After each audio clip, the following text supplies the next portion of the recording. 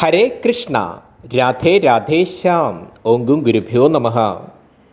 അത്യധികം ഭക്തി തോന്നിക്കുന്ന, അത്ഭുതം തോന്നിക്കുന്ന ഒരമ്മയ്ക്കുണ്ടായ ഗുരുവായൂരപ്പ അനുഭവം, ഒരു കൃഷ്ണാനുഭവമാണ് പറയുന്നത്. ഭഗവാനിൽ നിന്ന് ഒരു അനുഭവം നമുക്ക് കിട്ടുക എന്ന് പറഞ്ഞു കഴിഞ്ഞാൽ അത് മഹാപുണ്യം തന്നെയാണ്. ആ ഉണ്ടായ അനുഭവങ്ങൾ മറ്റുള്ളവർ പങ്കുവയ്ക്കുമ്പോൾ അത് കേൾക്കാൻ സാധിക്കുന്നത് ഒരു പുണ്യം തന്നെയാണ്.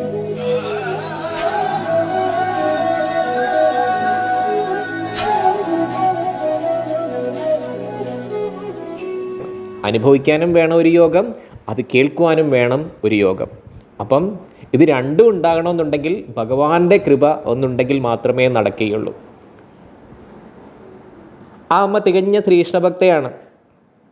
കൊച്ചുനാൾ മുതൽ തന്നെ ഗുരുവായൂർ ക്ഷേത്രത്തിൽ അച്ഛനോടും അമ്മയോടും ഒപ്പം വന്ന് ഭഗവാനെ തൊഴുതു പ്രാർത്ഥിക്കും. വിവാഹത്തിന് ശേഷവും അമ്മയുടെ ഭർത്താവ് അമ്മയെ ഗുരുവായൂരിൽ കൊണ്ടുവന്ന് തൊഴിയിപ്പിക്കുമായിരുന്നു. തൻ്റെ ജീവിതത്തിലെ എല്ലാ പ്രതിസന്ധി ഘട്ടങ്ങളിലും, എന്തിനേറെ പറയുന്നു, തൻ്റെ സുഖത്തിലും ദുഃഖത്തിലും തനിക്ക് താങ്ങായി നിന്നത് ഗുരുവായൂരപ്പനാണ് എന്ന് ആ അമ്മ അടിയുറച്ച് വിശ്വസിക്കുന്നു.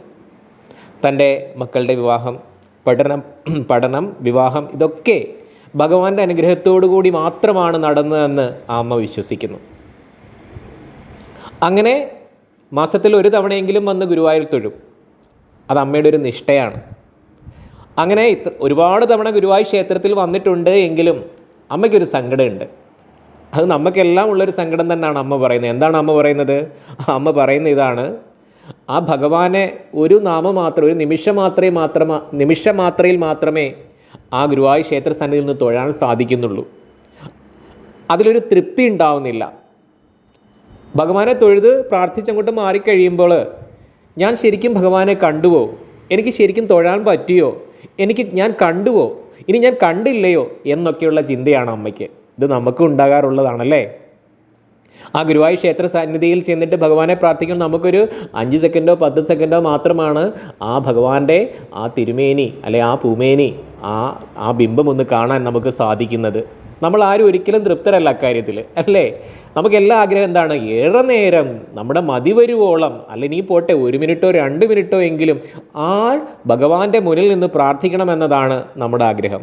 അപ്പം അമ്മയുടെ സങ്കടം ഇതാണ്: ആ ഭഗവാന്റെ തിരുമുന്നിൽ ആ ഏറെ നേരം നിന്നൊന്ന് തൊഴാൻ സാധിച്ചിരുന്നു എങ്കിൽ ഞാൻ കൊണ്ടുകൊടുക്കുന്ന ഒരു മാല, അല്ലെങ്കിൽ ഞാൻ ഭഗവാന് സമർപ്പിക്കുന്ന ഒരു മാല, അത് ഭഗവാന്റെ കഴുത്തിൽ അണിഞ്ഞ് കാണണമെന്നുള്ള ഒരു ആഗ്രഹം കൂടി ആ അമ്മയ്ക്കുണ്ടായിരുന്നു. അപ്പോൾ ഇതൊക്കെയാണ് അമ്മയുടെ ആഗ്രഹം എന്ന് പറയുന്നത്. അപ്പോൾ അമ്മ ആ ഇടയ്ക്ക് അമ്മയുടെ മക്കളുടെയൊക്കെ വിവാഹത്തിനൊക്കെ മുമ്പ്, കുറേ നാളുകൾക്ക് മുമ്പ് അമ്മ ഇതുപോലെ അമ്മയ്ക്ക് കണ്ണിനൊരു വേദന ഉണ്ടായി. അപ്പോൾ ആ കണ്ണ് കാണിക്കുവാൻ വേണ്ടിയിട്ട് ആ അമ്മ ഡോക്ടറെ കാണുവാനായിട്ട് പോവുകയാണ്. അപ്പോൾ ഇളയ മകനെയും കൂട്ടിയാണ് അമ്മ ഡോക്ടറെ കാണുവാൻ വേണ്ടിയിട്ട് പോകുന്നത്. അങ്ങനെ ഹോസ്പിറ്റലിൽ ചെന്ന് നല്ല തിരക്കുണ്ടായിരുന്നു. അങ്ങനെ ഏറെ നേരം കാത്തിരുന്നതിന് ശേഷം ഡോക്ടറെ കണ്ട് അവർ തിരിച്ചു പോവുകയാണ്. അങ്ങനെ തിരിച്ചവർ വീട്ടിലേക്ക് പോകുന്ന വഴി ഉച്ച സമയമാണ്. ഒരു 12:30-1 മണിയോടടുക്കുന്നു. അങ്ങനെ ആ 12:30-1 മണിയോടടുക്കുന്ന സമയത്ത് ഗുരുവായൂർ ക്ഷേത്രത്തിൻ്റെ കിഴക്കേ നടയിൽ അതുവഴി ആ ഭാഗത്തുകൂടിയാണ് അവർ പാസ് ചെയ്തു പോകുന്നത്. അപ്പോൾ ആ കിഴക്കേ നട എത്തുന്നതിന് തൊട്ട് മുമ്പായിട്ട് ആ മകൻ അമ്മയോട് പറഞ്ഞു: അമ്മ, മോനെ കാറ് ഡ്രൈവ് ചെയ്തുകൊണ്ടിരിക്കുകയാണ്. ആ ഡ്രൈവ് ചെയ്യുന്നതിനിടയിൽ ആ അമ്മയോട് പറയുകയാണ്: അമ്മേ, നമ്മളിപ്പം ഗുരുവായൂർ ക്ഷേത്രത്തിൻ്റെ മുന്നിലൂടെ കടന്നു പോകുകയാണ്. അമ്മയ്ക്ക് ആഗ്രഹമുണ്ടോ ഭഗവാനെ കാണണമെന്ന്? അമ്മയ്ക്ക് കണ്ണെ കാണണമെന്ന് ആഗ്രഹമുണ്ടോ എന്ന് മകൻ ഇങ്ങനെ ചോദിച്ചു. പെട്ടെന്ന് അമ്മ പറഞ്ഞു: മോനെ, തീർച്ചയായിട്ടും ഭഗവാനെ കാണാൻ സാധിക്കുക എന്നതിൽ പരം ഒരു ആനന്ദം എനിക്ക് മറ്റൊന്നില്ല. അപ്പം നമ്മൾ വീട്ടിലോട്ട് പറഞ്ഞിട്ടുമില്ല, ഹോസ്പിറ്റലിലേക്ക് വന്നതല്ലേ, നമ്മൾ ഗുരുവായൂർ ക്ഷേത്രത്തിൽ കയറും അല്ലേ, അവിടെ തൊഴുവെന്ന് പറഞ്ഞിട്ടുമില്ല, നമ്മളങ്ങനെ ഒരു കാര്യം പ്ലാൻ ചെയ്തതുമില്ല. പക്ഷേ ഇവിടെ തൊഴുവാൻ സാധിക്കുമാണെങ്കിൽ അതെനിക്ക് ഏറ്റവും സന്തോഷകരമായ കാര്യം തന്നെയാണ്. അപ്പോൾ മകൻ പറഞ്ഞു: ശരി അമ്മേ, നമുക്ക് വീട്ടിൽ വിളിച്ചു പറയാം, നമുക്ക് ഭഗവാനെ കണ്ട് തൊഴുത് പ്രാർത്ഥിച്ചിട്ട് നമുക്ക് വൈകുന്നേരത്തോടു കൂടി ഇവിടുന്ന് യാത്ര തുടരാം എന്ന് പറഞ്ഞ് അവർ നേരെ കിഴക്കേ നടയിലേക്ക് പോയി. അങ്ങനെ ആ കിഴക്കേ നടയിൽ ചെന്ന് കാറൊക്കെ പാർക്ക് ചെയ്തു. ഒരു ഹോട്ടലിൽ കയറി ഉച്ചയ്ക്കത്തെ ഭക്ഷണമൊക്കെ കഴിച്ചു. അതിന് ശേഷം അവിടെ ഒരു കിഴക്കേ നടയിൽ അവിടെ പോയി ഒരു റൂമൊക്കെ എടുത്തു. ആ റൂമൊക്കെ എടുത്തിട്ട് ആ റൂമിലേക്ക് അവർ പോയി വിശ്രമിച്ചു. അപ്പോൾ മോൻ പറഞ്ഞു, അമ്മ എനിക്ക് നല്ല ക്ഷീണമുണ്ട്, ഡ്രൈവൊക്കെ ചെയ്തതല്ല, നല്ല ക്ഷീണമുണ്ട്, ഞാൻ ഉറങ്ങുകയാണ്. അപ്പോൾ നമുക്ക് നേരത്തെ 4 മണിക്ക് മുമ്പ് തന്നെ അവിടെ പോയി നിന്ന് ക്യൂ നിൽക്കണം, എന്നിട്ട് ഭഗവാനെ തൊഴണം, അമ്മ ഉറങ്ങിപ്പോകല്ലേ, എന്നെ വിളിക്കണം എന്ന് പറഞ്ഞിട്ട് ആ മകൻ ഉറങ്ങാൻ കിടന്നു. അപ്പോൾ ആ അമ്മ ആ റൂമിൽ ഇങ്ങനെ ഇരിക്കുകയാണ്. അമ്മ അങ്ങനെ നോക്കുമ്പോൾ ആ റൂമിൽ ഗുരുവായൂർ കണ്ണൻ്റെ ഒരു ഫോട്ടോ ഇങ്ങനെ വെച്ചിട്ടുണ്ട്, ഒരു തൂങ്ങിക്കിടപ്പുണ്ട്. ആ ഫോട്ടോയിലേക്ക് നോക്കി അമ്മ കണ്ണനോട് എന്തൊക്കെയോ പറഞ്ഞു. അമ്മ ഒരുപാട് കാര്യങ്ങൾ പറയുകയാണ്. പറയുന്ന കൂട്ടത്തിൽ ആ അമ്മ ഭഗവാനോടൊരു പരിഭവം പറയുകയാണ്, ഒരു സങ്കടം പറയുകയാണ്, ഒരു സങ്കടം ഉണർത്തിക്കുകയാണ്. അല്ലയോ കൃഷ്ണ, ഭഗവാനെ, എത്രയോ നാളായി എൻ്റെ കൃഷ്ണ ഗുരുവായൂരപ്പ ഞാൻ ഈ ഗുരുവായൂർ ക്ഷേത്ര സന്നിധിയിൽ വരുന്നു. എൻ്റെ ഒരു ആഗ്രഹമാണ് ഭഗവാനെ കുറേ നേരം ആ തിരുസന്നിധിയിൽ, അതിൻ്റെ മുന്നിൽ, ആ ഭഗവാന്റെ മുന്നിൽ നിന്ന്, ആ ഗുരുവായൂർ ക്ഷേത്രത്തിൻ്റെ മുന്നിൽ നിന്ന്, ആ ഭഗവാന്റെ ആ ശ്രീകോവിലിൻ്റെ മുന്നിൽ നിന്ന് ഏറെ നേരം പ്രാർത്ഥിക്കണമെന്നത് എൻ്റെ ആഗ്രഹമാണ് ഭഗവാനെ. എനിക്ക് ഭഗവാനെ കണ്ട് മതിയാകുന്നില്ല ഭഗവാനെ. എപ്പോഴും വന്ന് തൊഴുതു മാറുമ്പോൾ ഭഗവാനെ കണ്ടുവോ കണ്ടില്ലയോ, എനിക്ക് ശരിക്കും തൊഴാൻ പറ്റിയോ, ശരിക്കും കാണാൻ പറ്റിയോ എന്നൊക്കെ ചിന്തയാണ്. മനസ്സിന് അങ്ങോട്ടൊരു സുഖം, പൂർണ്ണ സംതൃപ്തി കിട്ടുന്നില്ല ഭഗവാനെ.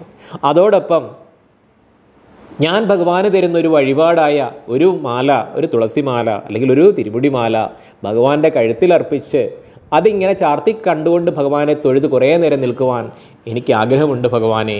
ഇത് നടക്കുമോ ഭഗവാനെ എന്നൊക്കെ ആ അമ്മ ആ റൂമിലിരുന്ന് ആ ഫോട്ടോയ്ക്ക് മുന്നിലിരുന്ന് ഇങ്ങനെ പറയുകയാണ്.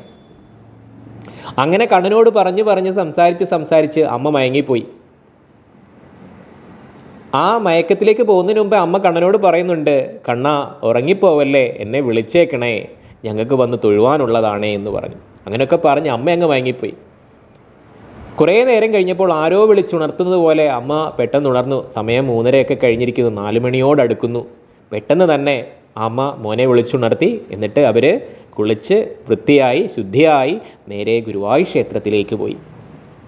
ആ പോകുന്ന വഴിക്ക് അവിടെ ചെന്ന് ആ ഭഗവാന് സമർപ്പിക്കുവാനായിട്ട് ഒരു തുളസിമാലയും മേടിച്ചു.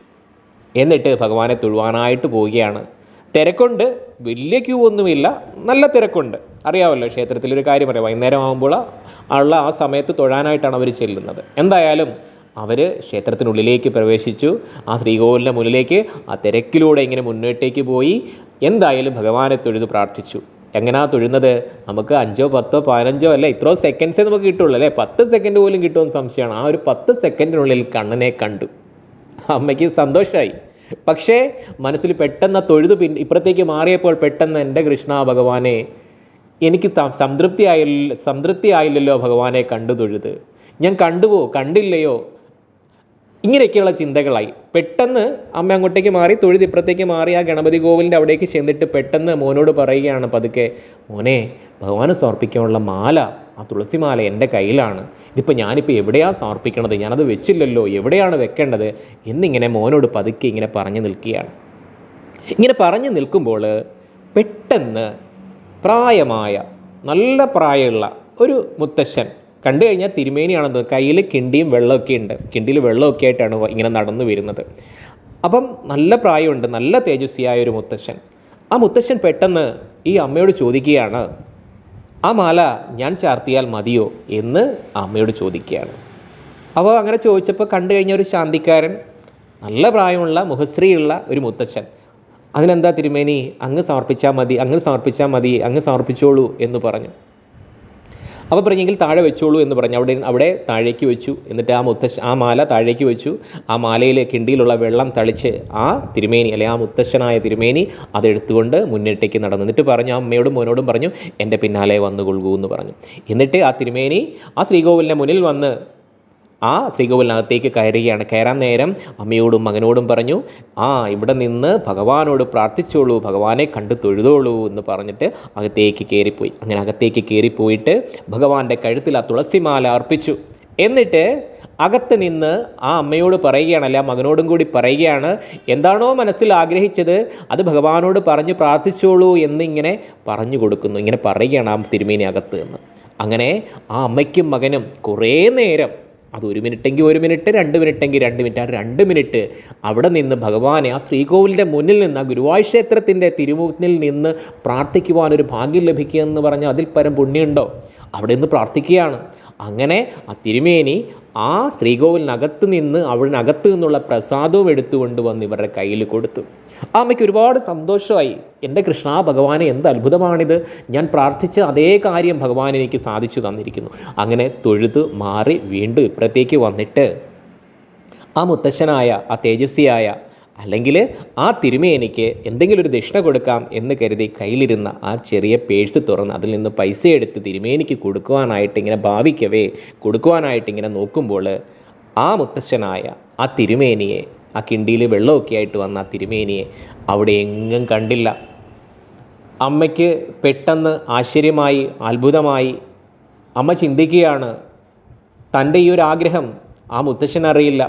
ഭഗവാനെ ഏറെ നേരം നിന്ന് തൊഴണമെന്നുള്ള ആഗ്രഹം ഞാൻ കണ്ണനോട് കുറച്ചു മുമ്പ് പറഞ്ഞതാണ്. തൻ്റെ ഈ മാല ചാർത്തി കഴുത്തിൽ ഭഗവാന്റെ കണ്ടത്തിൽ അർപ്പിച്ചുകൊണ്ട് പ്രാർത്ഥിക്കണമെന്നതും എൻ്റെ ആഗ്രഹമായിരുന്നു. ആ മുത്തശ്ശൻ ഇതെങ്ങനെയാണ് അറിഞ്ഞത്? ആ മുത്തശ്ശൻ ആരാണ്? ആ തിരുമേനി ആരാണ്? ആ ദക്ഷിണ കൊടുക്കാൻ നോക്കിയിട്ട് ഇവിടെയെങ്ങും കാണുന്നില്ലല്ലോ. അത് സാക്ഷാൽ ഗുരുവായൂരപ്പൻ തന്നെയാണോ വന്നത് എന്ന് ആ അമ്മ ഇങ്ങനെ ചിന്തിക്കുകയാണ്. അമ്മയ്ക്ക് ഒരുപാട് സന്തോഷമായി. ആ അമ്മ മനസ്സിൽ ഉറപ്പിച്ചു, അത് ഗുരുവായൂരപ്പൻ തന്നെയാണ്, തന്നെ അനുഗ്രഹിക്കാൻ വന്നതാണ്, അല്ലെ എൻ്റെ മകനെ അനുഗ്രഹിക്കാൻ വന്നതാണ്. തന്നെ ആ മുന്നിൽ നിന്ന് പ്രാർത്ഥിപ്പിച്ച്, അത്രയും നേരം പ്രാർത്ഥിപ്പിച്ചത്, അതിനവസരമൊരുക്കിയത്, താൻ അർപ്പിച്ച തുളസിമാല കണ്ടത്തിൽ അണിഞ്ഞ് എന്നെ കാണിക്കുവാനായിട്ട് വന്ന മുത്തശ്ശൻ ഗുരുവായൂരപ്പൻ തന്നെയാണെന്ന് അമ്മ വിശ്വസിക്കുന്നു. അങ്ങനെ അവർ തിരിച്ച് ഭഗവാനെ തൊഴുത് പ്രാർത്ഥിച്ചിട്ട് വീട്ടിലേക്ക് പോകുവാൻ അതീവ സന്തോഷത്തോടു കൂടി റൂമിലേക്ക് ചെല്ലുകയാണ്. അപ്പോൾ റൂം വെക്കറ്റ് ചെയ്യണമല്ലോ, റൂം എടുത്തല്ലോ. ആ റൂമിൽ ചെല്ലുമ്പോഴത്തേക്കിന് അവിടുത്തെ റിസപ്ഷനിസ്റ്റായിട്ടുള്ള അവിടെ ഇരിക്കുന്ന ആൾ ഈ അമ്മയോടും മോനോടും പറയുകയാണ്, നിങ്ങളെ അന്വേഷിച്ച് ഇവിടെ ഒരു മുത്തശ്ശൻ വന്നിരുന്നു, നല്ല പ്രായമുള്ള നല്ലൊരു സുന്ദരനായ മുത്തശ്ശൻ ഇവിടെ വന്നിരുന്നു. അപ്പോൾ അമ്മ പറഞ്ഞു, മോനും പറഞ്ഞു, അയ്യോ ഞങ്ങളെ അന്വേഷിച്ച് ഇവിടെ ആരും വരില്ല, ഞങ്ങളിവിടെ വന്നതായിട്ട് ആർക്കും അറിയില്ല, പിന്നെ ആരാണ് ഞങ്ങളെ അന്വേഷിച്ച് വന്നത്? അവരിവിടെ വന്നിട്ട് നിങ്ങളുടെ റൂം നമ്പറൊക്കെ പറഞ്ഞു, ഇന്ന ആൾ ഇവിടെ താമസിക്കുന്നുണ്ട്, അവർ എൻ്റെ എന്ന് ചോദിച്ചു. എൻ്റെ എന്ന് ചോദിച്ചപ്പോൾ ഞങ്ങൾ പറഞ്ഞു അവർ ക്ഷേത്രത്തിലേക്ക് തൊഴുവാൻ പോയിട്ടുണ്ട് എന്ന് പറഞ്ഞു. എങ്കിൽ ശരി എന്ന് പറഞ്ഞ്, എന്നാൽ ഞാനും ക്ഷേത്രത്തിലേക്ക് പോയിട്ട് വരാം എന്ന് പറഞ്ഞ് ആ മുത്തച്ഛനും ഇവിടെ നിന്ന് പോയി എന്ന് ആ റിസപ്ഷനിസ്റ്റ്, ആ റൂമിൻ്റെ ആ റിസപ്ഷനിസ്റ്റും ഇവരോട് പറയുകയാണ്. ആരോട്? ഈ അമ്മയോടും മോനോടും. ഈ അമ്മയും മോനും അത്ഭുതപ്പെട്ടു. ആ അമ്മയും മോനും വിശ്വസിക്കുന്നു, തങ്ങളെ അന്വേഷിച്ച് അവിടെ വരാൻ ആരുമില്ല. തൻ്റെ വഴിപാടായ മാല അവിടെ അർപ്പിച്ചത്, ആ മാല അർപ്പിച്ചതും തങ്ങളെ ആ ക്ഷേത്രസന്നിധിയിലെ ആ തിരുമുന്നിൽ നിന്ന് പ്രാർത്ഥിപ്പിച്ചതും ഇവിടെ വന്ന് തങ്ങളെ അന്വേഷിച്ചതും, തങ്ങൾ എങ്ങോട്ട് പോയി എന്ന് അന്വേഷിച്ചതും സാക്ഷാൽ ഗുരുവായൂരപ്പൻ തന്നെയാണ് എന്ന് ആ അമ്മയും മകനും അടിയുറച്ച് വിശ്വസിക്കുന്നു. അങ്ങനെ വിശ്വസിക്കാനല്ലേ പറ്റൂ? അതെ, ഭഗവാൻ തന്നെയാണ്, ഇത് ഗുരുവായൂരപ്പൻ തന്നെയാണ്. ഭഗവാന്റെ ലീലകൾ ഇങ്ങനെ എന്താ പറയുക, നമുക്ക് പ്രതീക്ഷിക്കുന്നതൊന്നും അല്ല സംഭവിക്കുന്നത്. നമ്മൾ പ്രതീക്ഷിക്കുന്നതിനും അപ്പുറമൊക്കെയാണ് ഭഗവാന്റെ ലീലയിലൂടെ നമ്മെ കാട്ടിത്തരുന്നത്. അപ്പോൾ ഇതൊക്കെ മഹാഭാഗ്യം തന്നെയല്ലേ? ഭഗവാന്റെ ആ പ്രത്യക്ഷ രൂപം നമ്മളെ കാണിക്കുകയാണ്, ഗുരുവായൂരപ്പൻ കാണിക്കുകയാണ് ചെയ്തത്. അപ്പം നമ്മൾ വിളിച്ചാൽ വെളിപ്പുറത്താണ് ഭഗവാൻ. നമ്മൾ ആഗ്രഹിക്കുന്ന ഏതൊരു നല്ല കാര്യവും സാധിച്ചു തരുന്ന ആളാണ് ഗുരുവായൂരപ്പൻ. ആ വിശ്വാസമാണ് ഭഗവാൻ ഇവിടെ കാട്ടിത്തരുന്നത്. അപ്പോൾ ഭഗവാന്റെ കൃപാകടാക്ഷം ഏവർക്കും ഉണ്ടാകട്ടെ. ലോക സമസ്ത സുഖിനോ ഭവന്തു. സർവം കൃഷ്ണാർപ്പണമസ്തു. ഹരി ഹരി ബോൽ. രാധേ രാധേ ശ്യാം.